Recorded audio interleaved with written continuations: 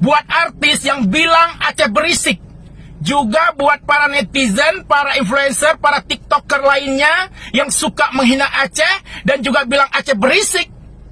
Dengar ya, yang disampaikan dan disuarakan oleh masyarakat Aceh itu adalah kondisi real yang mereka rasakan langsung, adalah kenyataan yang mereka hadapi di lapangan. Dan mereka menyampaikan itu sebagai aspirasi, sebagai harapan kepada pemerintah.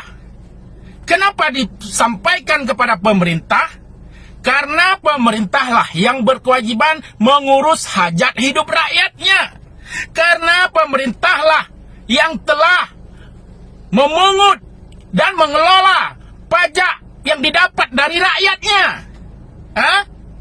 Jadi apa yang disampaikan rakyat Aceh itu ditujukan kepada pemerintah. Gak ada urusannya dengan kalian. Kenapa kalian yang sewot? Kenapa kalian yang baper? Gak boleh apa? Rakyat menyampaikan aspirasinya kepada pemerintah?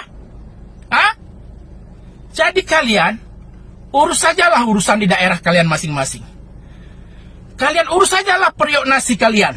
Yang artis, urus aja nyanyian dan goyangan kalian. Kalian tahu nggak?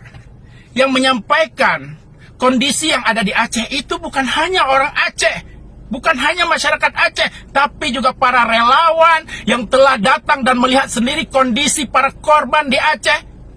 Mereka juga menyampaikan informasi-informasi itu.